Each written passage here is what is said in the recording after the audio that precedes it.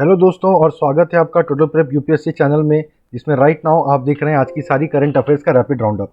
आगे बढ़ने के पहले दोस्तों प्लीज़ मेरे चैनल को सब्सक्राइब करिए और मेरी वीडियो को लाइक कर दीजिए। कमेंट सेक्शन में मुझे लिख के बताइएगा कि कौन सी कवरेज आपको आज की अच्छी लगी और किस तरह की प्रॉब्लम्स आप अपनी प्रिपरेशन में फेस कर रहे हैं, किस तरह के वीडियोज़ आप मेरे चैनल पर देखना चाहते हैं। ठीक है दोस्तों, तो चलिए और ज़्यादा टाइम वेस्ट न करते हुए चलते हैं आज के करंट अफेयर्स कैप्सूल पर।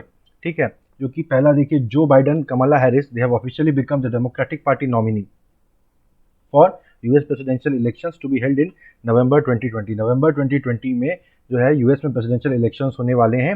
उसमें दो ही पार्टियां होती हैं अमेरिका में, डेमोक्रेटिक पार्टी और रिपब्लिकन पार्टी। ठीक है, रिपब्लिकन पार्टी के इनकम्बेंट डोनाल्ड ट्रंप ही उसमें उनके प्रेसिडेंशियल नॉमिनी होंगे और डेमोक्रेटिक पार्टी के नॉमिनी अब जो ऑफिशियली बन चुके हैं जो बाइडन और कमला हैरिस। कमला हैरिस जो है उनका पूरा नाम कमला देवी हैरिस है। नाम से ही आपको थोड़ा सा लग रहा होगा, वो भारतीय मूल की हैं, उनकी माँ भारतीय हैं। अगली न्यूज़ है, श्रीलंकन गवर्नमेंट, जो श्रीलंका में नई सरकार बनी है वहाँ पे राजपक्सा परिवार है। ठीक है, महिंदा राजपक्सा वहाँ के राष्ट्रपति थे और उनके परिवार के अलग अलग लोगों को, तो उनके जो क्लैन है, उनकी जो पार्टी है, उनको ज़बरदस्त मेजोरिटी मिली है। तो उन्होंने अनाउंस कर दिया है कि जो आर्टिकल वहाँ के संविधान में अमेंडमेंट किया गया था कि राष्ट्रपति की ताकत कम करके पार्लियामेंट की ताकत बढ़ा दी गई थी, आर्टिकल 19A, उसको अब वो अमेंड कर देंगे और फिर से राष्ट्रपति की ताकत बढ़ा देंगे और वो उसको आर्टिकल 20A नाम देंगे। तो श्रीलंका एक तरह से अधिनायकवाद की तरफ बढ़ रहा है। ठीक है, Indian captain of Mauritian ship responsible for oil spill arrested in Mauritius. Mauritius में जो जहाज़ है, जापानीज कंपनी का जहाज़ है, उसका नाम मुझे अभी याद नहीं आ रहा है, आपको याद रहना चाहिए। मैं 3-4 बार मेरी पुरानी वीडियोज़ में कवर कर चुका हूँ, आप भी एक बार चेक कर लीजिए। तो उसके जो कैप्टन है वो भारतीय हैं, तो उनको अरेस्ट कर लिया गया मॉरिशस में कि उन्होंने लोगों की जान को और इकोलॉजी को खतरे में डाला हुआ है। ठीक है, ये मेरे ख्याल से ये मुद्दा आगे चल के भारत और मॉरिशस के बीच में संबंधों को खराब करने वाला बन सकता है। ठीक है, अगली न्यूज़ पे चलते हैं। कैबिनेट ने 3 एयरपोर्ट्स को लीज आउट करने का डिसीजन लिया है। वो 3 कौन से हैं? जयपुर, गुवाहाटी और तिरुवनंतपुरम। इसके पहले लखनऊ, अहमदाबाद और Mangalore airport already Adani group को लीज आउट किए जा चुके हैं पीपीपी मॉडल में, यानी पब्लिक प्राइवेट पार्टनरशिप मॉडल में। इसमें गवर्नमेंट भी रहेगी और ये अडानी ग्रुप भी रहेगा। इन्हीं को ये बाकी 3, जयपुर, गुवाहाटी और तिरुवनंतपुरम भी लीज आउट कर दिए गए हैं। ठीक है, तो अब इन एयरपोर्ट्स का मेंटेनेंस और मैनेजमेंट जो है वो इन प्राइवेट कंपनी के हाथ में रहेगा। एनपीसीआई यानी national payment corporation of India, कल ही बात हुई थी हमारी कि रिजर्व बैंक जो है वो चाहता है कि पेमेंट सिस्टम्स, इतना बड़ा ग्रोइंग मार्केट है, इसमें किसी भी एक ही प्लेयर का पूरा पूरा मोनोपोली ना हो। तो इसके लिए वो पेमेंट सिस्टम के इकोसिस्टम में और भी कंपनियों को इन्वाइट करना चाहते हैं, जिसके लिए वो अलग अलग प्रयास कर रहे हैं। तो एनपीसीआई ने देखिए आज अपनी बात कह दी है कि वो भी ग्लोबली एक्सपैंड होने के मोड में है। उन्होंने एनपीसीआई इंटरनेशनल लॉन्च कर दिया है, यानी दूसरे देशों में भी, जैसे भारत में पेमेंट सिस्टम्स वगैरह पिछले कुछ सालों में चालू हुए और कैसे नए सिस्टम को चालू किया जाए, किस तरह के चैलेंजेस आते हैं, ये सब एनपीसीआई को अब पता चल चुका है। इसलिए कोई भी देश अगर अपने यहाँ पर अब पेमेंट सिस्टम चालू करना चाहेंगे, ऑनलाइन डिजिटल पेमेंट सिस्टम वगैरह, तो वो एनपीसीआई की एक्सपर्टीज़ का लाभ उठा सकते हैं। तो एनपीसीआई वहाँ पे कंसल्टेंट बन के इस तरह की पेमेंट सिस्टम को इम्प्लीमेंट कर सकता है। इस बात को लेवरेज करने के लिए एनपीसीआई इंटरनेशनल लॉन्च कर दिया गया है। यूएई ने अब अपने अरब वर्ल्ड के पहले न्यूक्लियर प्लांट में प्रोडक्शन चालू कर दिया इलेक्ट्रिसिटी का। बरका वो जगह है जहाँ पर यूएई का पहला न्यूक्लियर प्लांट बना है। ये पूरे अरब वर्ल्ड का पहला न्यूक्लियर प्लांट है। ठीक है, तो यहाँ पे अब उन्होंने बिजली का प्रोडक्शन चालू कर दिया है। ये आप याद रखिए, ये आपसे एमसीक्यू में पूछा जा सकता है। माली देखिए वेस्ट अफ्रीकन देश है, वहाँ पर सैनिकों ने राष्ट्रपति जो थे वहाँ के, उनको पदच्युत कर दिया है, सत्ता से हटा दिया है, तख्ता पलट कर दिया है। वहाँ पे उनके राष्ट्रपति थे इब्राहिम बूबकर कीता। ठीक है, ये नाम याद रखिए, ये आपसे एमसीक्यू में पूछा जा सकता है। उनको पहले तो उनके घर में घुस गए, फिर उनको कहा कि पार्लियामेंट डिसॉल्व कर दो, उन्होंने पार्लियामेंट डिसॉल्व कर दी, उन्होंने प्रॉमिस किया कि फिर से चुनाव कराएंगे। तो यहाँ पर देखिए रेलिवेंट पॉइंट आ जाता है, एक तो ये माली में हुआ है, ये आपको याद रखना, आपसे पूछा जा सकता है। उनके राष्ट्रपति का नाम इब्राहिम बूबकर कीता, ये भी आपसे पूछा जा सकता है। फिर economic community of west African states ने इस घटना के बाद माली को अपनी मेंबरशिप से सस्पेंड कर दिया है। तो इस वजह से economic community of west African states news में आ जाता है। ये बहुत ही इंटरेस्टिंग ग्रुपिंग है, इसके बारे में आपको थोड़ा डिटेल में जानकारी रखनी चाहिए। तो वो डिटेल में जानकारी आपके लिए मैं लेके आया हूँ। The economic community of west African states, also known as इकोवास, जो कि यही है, इसका शॉर्ट फॉर्म है। ये एक रीजनल पॉलिटिकल और इकोनॉमिक यूनियन है 15 देशों का, जो कि वेस्ट अफ्रीका में है। ठीक है, बहुत ज़्यादा एक बड़ा ग्रुप है। इसमें इंग्लिश बोलने वाले, फ्रेंच बोलने वाले और 2 पुर्तगीज़ बोलने वाले देश हैं, यानी कि इंग्लैंड की भूतपूर्व कॉलोनीज़, फ्रांस की भूतपूर्व कॉलोनीज़ और पुर्तगाल की भूतपूर्व 2 कॉलोनीज़ हैं जो इसकी मेंबर हैं।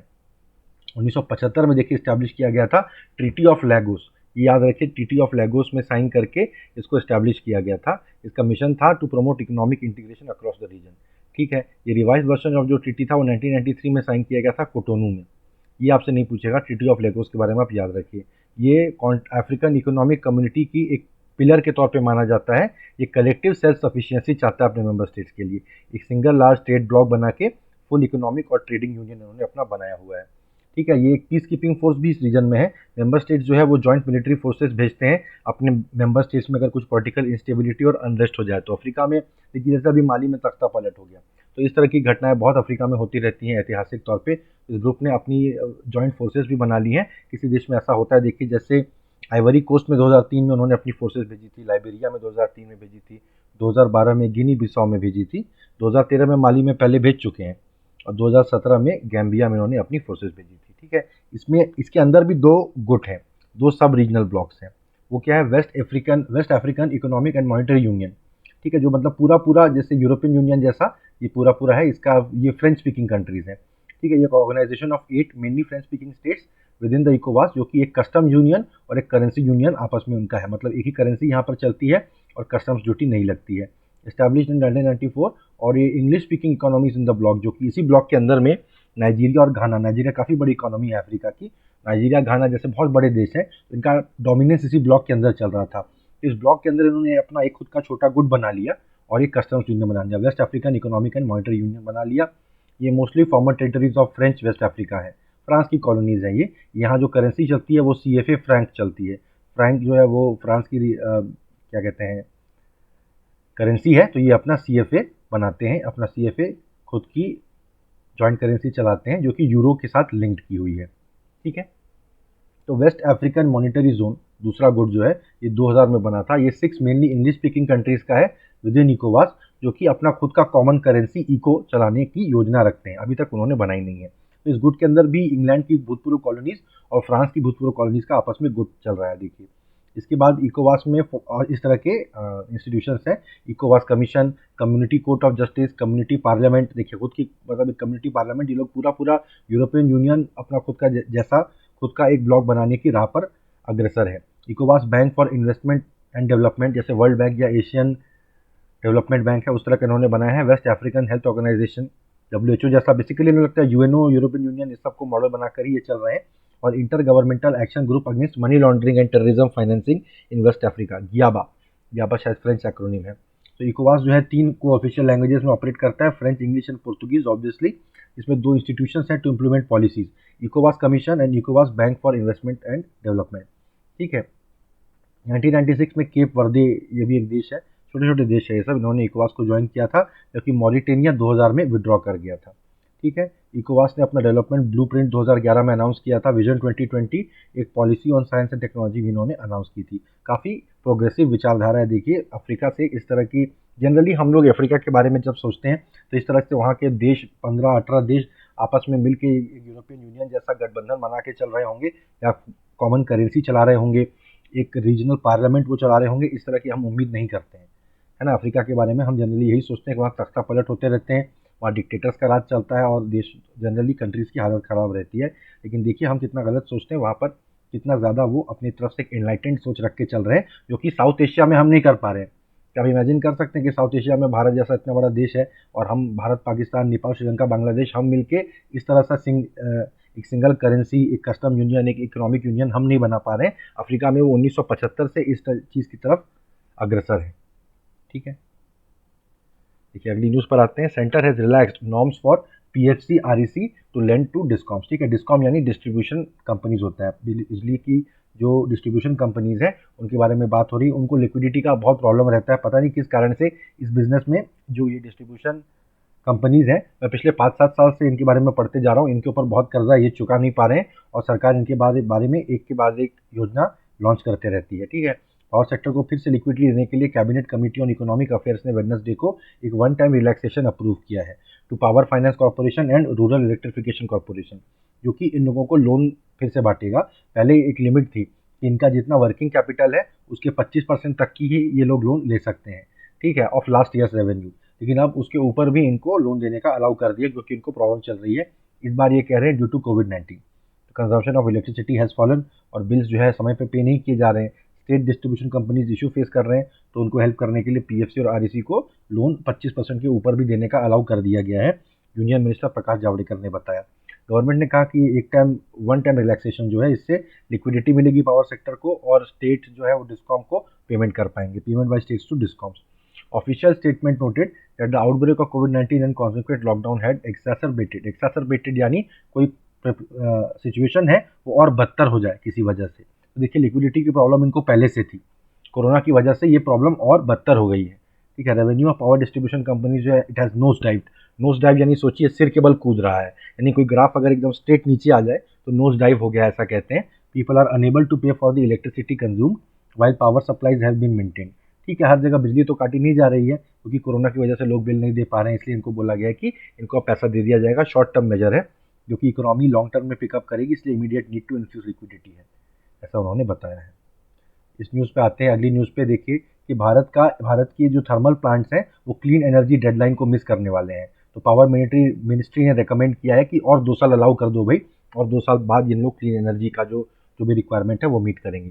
तो क्लीन एनर्जी की रिक्वायरमेंट देखिए क्या है, गवर्नमेंट की 2022 की एक डेडलाइन है कि वो ये जैसे आप चिमनियाँ देख रहे हैं यहाँ स्क्रीन पर फोटो में, आपने रियल लाइफ में भी इस तरह की चिमनियाँ देखी होंगी जो रात दिन धुआं उड़ाती रहती हैं। तो इसमें यहाँ पर उनको ऐसे इक्विपमेंट लगाने हैं जो कि पॉल्यूशन को कम से कम करें, कि वो जो डिवाइसेस रहेंगे वो मैक्सिमम पॉल्यूटेंट्स को खुद ही में कैप्चर कर लेंगे और धुआं बन के आसमान में नहीं जाने देंगे। ठीक है, लेकिन इसको लोग अभी तक इम्प्लीमेंट, कई सारे यूनिट्स हैं, 300 ऐसी पावर की यूनिट्स हैं जो कि इम्प्लीमेंट नहीं कर पाई हैं। ठीक है, तो बोला गया कि भाई इनको 2 साल का और टाइम दे दो, एक्सटेंशन दे दो। 448 यूनिट्स हैं जिनको कि फ्लू गैस डीसल्फराइजेशन सिस्टम लगाने हैं। ये टर्म आप याद रखिए, ये आपसे एमसीक्यू में पूछा जाएगा। What does flue gas desulphurisation या एफजीडी सिस्टम्स डू, जो कि सल्फर डाइऑक्साइड को एग्जॉस्ट फ्लू गैसेस से रिमूव करते हैं।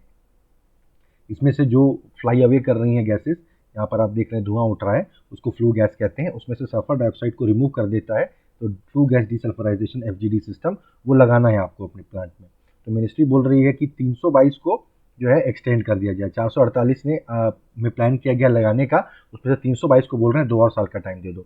वो बोल रहे हैं कि जो मामले सुप्रीम कोर्ट में पेंडिंग है जिन प्लांट्स के, और जिन पे सेंट्रल पॉल्यूशन कंट्रोल बोर्ड ने पेनल्टी लगाई हुई है, उनके बारे में एक्सटेंड करने को नहीं कहा जा रहा है। वरना इस तरह के आरोप लग सकते थे कि भाई सुप्रीम कोर्ट में इनके ऊपर मामले चल रहे हैं और पॉल्यूशन कंट्रोल बोर्ड इनको जाके पेनल्टी लगा रही है और सरकार इन लोगों को एक्सटेंशन दे रही है, कोई कहीं पैसा खा रहा है, इस तरह की बात हो सकती है। तो कह रहे नहीं, जहाँ पर विवाद है वहाँ हम एक्सटेंड नहीं कर रहे हैं, जहाँ पर विवाद नहीं है, जेन्युइन कॉज है, तो वहाँ पर हम 2 साल तक एक्सटेंड कर रहे हैं, 2 साल बाद तक आप लगा लो। ठीक है, इसमें देखिए बहुत ही फेज मैनर में ये काम होता है। पहले फिजिबिलिटी स्टडी होती है, फिर टेंडर स्पेसिफिकेशंस किए जाते हैं, फिर टेंडर इनवाइट किए जाते हैं कौन आके लगाएगा, फिर बिड्स अवार्ड की जाती है कि ठीक है आप लगाओ प्लांट में, उसके बाद एफजीडी वहाँ पर लगा के स्टार्ट कर दिया जाता है। तो जो 448 जहाँ पर 1.70 लाख मेगावाट कैपेसिटी की है, जिसमें कि फिजिबिलिटी स्टडीज़ अभी तक 10 में स्टार्ट होनी बाकी थी। ठीक है, of the remaining 438 feasibility studies had been, मतलब सब देखिए अलग अलग स्टेजेस में रुका हुआ है मामला, कई स्टेजेस में ये पूरी प्रोसेस होती है। ऐसा नहीं कि बाजार से गए और एफजीडी खरीद के आके फिट कर दिए, ऐसा नहीं है, कई स्टेजेस में होता है। तो अलग अलग स्टेजेस में मामला फंसा हुआ है। इसमें से देखिए 1.70 लाख मेगावाट कैपेसिटी जो थी, उसमें से 3.5 थाउजेंड मेगावाट कैपेसिटी जो है उसमें अभी तक मामला चालू ही नहीं हुआ है। तो बाकी मैक्सिमम में तो चालू हो गया है ना। 1,70,000 में से सिर्फ 3,500 मेगावाट कैपेसिटी ऐसी है जहाँ पे कि फिजिबिलिटी स्टडी ही स्टार्ट नहीं हुई है, बाकी उसी प्रोसेस के अलग अलग स्टेज में फंसे हुए हैं, होता रहेगा। इसमें से 4 में एफजीडी अब स्टार्ट भी हो गया है। ठीक है, इंडिया का जो ग्रीन पुश है, जो कि भारत एक तरह से ग्रीन एनर्जी की तरफ मूव कर रहा है। आप देखिए इंटरनेशनल सोलर अलायंस का भारत को चेयरमैन है विद फ्रांस, पूरा भारत का ही ये इनिशिएटिव है। दुनिया भर में एनवायरमेंटल जो भी मीट होती है उसमें भारत एकदम फोर फ्रंट पे रहता है, डेवलपिंग देशों के अधिकारों की भी वकालत करता है। और चूंकि क्लाइमेट चेंज का विक्टिम भी भारत एक बहुत बड़ा है, तो क्लाइमेट चेंज के खिलाफ भी बहुत भारत एक पुश करता है डेवलप कंट्रीज को कि भाई आप लोग और कदम उठाइए। हमारे देश में खुद हम रिन्यूएबल एनर्जी को बहुत ज़्यादा जोर शोर से हम प्रमोट कर रहे हैं। पिछले साल हमारा फॉरेस्ट कवर 1% बढ़ गया था। हम इतनी तेज़ गति पे हमको डेवलपमेंट करनी है, हमारी पॉपुलेशन भी इतनी तेज़ गति से एक्सपेंड हो रही है, फिर भी हमारे यहाँ फॉरेस्ट कवर हमने 1% बढ़ाया, घटने नहीं दिया। आने वाले कुछ ही सालों के अंदर हम पूरे देश के पूरे ट्रांसपोर्ट को इलेक्ट्रिक व्हीकल्स में हम शिफ्ट करने की पूरी हमारी योजना है। उसमें क्या हो रहा है कि इस कहना चाहिए कि शानदार रिकॉर्ड में बट्टा लगता है। ये ऐसे पुराने टाइप के जो पावर प्लांट है, थर्मल पावर प्लांट जो कोयला जला के पावर बनाते हैं, उसमें क्या हो रहा है कि उसमें प्रोग्रेस नहीं हो रही है। वो लोग इस तरह के जो पावर प्लांट वगैरह है, एक तो उनकी टेक्नोलॉजी भी ऐसी पुरानी टाइप की है और उसके मैनेजमेंट की सोच भी ऐसी पुरानी टाइप की है कि वो किसी भी नई टेक्नोलॉजी को अडॉप्ट करने में वो सिस्टम भी आसानी से अडॉप्ट नहीं कर सकता है और वो लोग भी आसानी से नई टेक्नोलॉजी की तरफ मूव करने को तैयार नहीं है। ठीक है, जो inefficient, ageing and inefficient coal and lignite fuelled thermal power plants हैं, जिसमें कि अधिकतर हाईली पॉल्यूटिंग है कार्बन डाइऑक्साइड और सल्फर डाइऑक्साइड के टर्म्स में। ठीक है, जबकि newer, cost efficient and less polluting super critical thermal power plants are struggling to get customers और कोल। तो एक तो इस तरह के पुराने टाइप के हमारे पास पावर प्लांट हैं जो कॉस्ट भी ज़्यादा है, जिनका पॉल्यूशन भी ज़्यादा करते हैं, उनको कोयला और लिग्नाइट मिल रहा है। और जो नए कॉस्ट एफिशिएंट और लेस पॉल्यूटिंग ऐसे थर्मल प्लांट हैं जो कि कम रेट पे बिजली पैदा कर सकते हैं, उनको कस्टमर भी नहीं मिल रहा और हाई क्वालिटी कोयला भी नहीं मिल रहा है। ठीक है, तो ये तो बड़ी एक तरह से हम दुविधा में फंसे हुए हैं इस मामले में।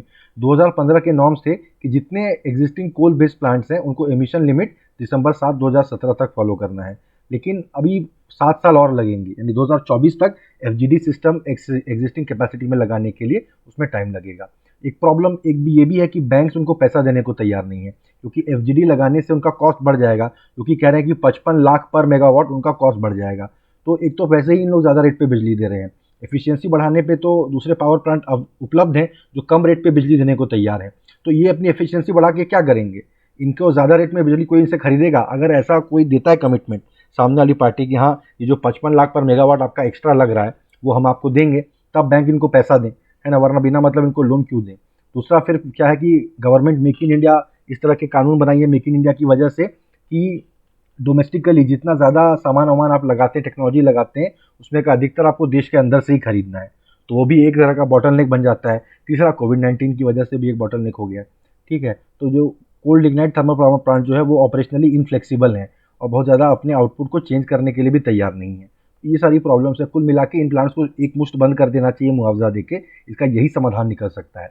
आने वाले समय में आप देखेंगे कि अंततः एक दिन यही करना पड़ेगा कि जो नए पावर प्लांट है वो उनके एसेट्स को खरीद लेंगे, सरकार उनको आसान किस्तों पे लोन दे देगी और इनको कोई मुआवजा दे देगी कि भाई अब आप माफ़ करिए। इस तरह से इसका समाधान हो सकता है। इसमें से जो है सीपीसीबी वगैरह के बारे में आप पढ़ लीजिए, एफजीडी आपसे एमसीक्यू में पूछा जा सकता है। जो 3 इश्यूज़ हैं मैंने आपको बताए, क्यों ये एक्सपेंड नहीं कर पा रहे हैं, क्यों ये एफजीडी वगैरह इंस्टॉल नहीं कर पा रहे हैं, इनको आप याद रखिए। ठीक है, तो थैंक यू गाइज, ये थी मेरी आज की करंट अफेयर्स की कवरेज। मुझे उम्मीद है कि मेरा अप्रोच आपको पसंद आया होगा। प्लीज़ मेरे चैनल को सब्सक्राइब करिए, मेरी वीडियोस को लाइक करिए। आज की और भी 3 वीडियोस मैंने बनाई हैं क्योंकि आज के इंपॉर्टेंट करंट अफेयर इश्यूज है जिनको सेपरेटली डील किया जाना चाहिए। उनके लिंक आपको वीडियो के डिस्क्रिप्शन में मिल जाएंगे, या हर दिन की मैं प्लेलिस्ट बना के आप वीडियोस डाल रहा हूँ। अगर आप प्लेलिस्ट में देख रहे हैं तो ऑटोमेटिकली अगली वीडियो प्ले होनी चालू हो जाएगी। ठीक है, तो प्लीज़ अपने दोस्तों को भी मेरी वीडियोस के बारे में बताइए, मेरी वीडियोस को उनके साथ शेयर करिए और कमेंट सेक्शन में बताइए कि मेरा अप्रोच आपको कैसा लग रहा है। ठीक है, तो थैंक यू गाइज, मिलते हैं मेरी अगली वीडियो में।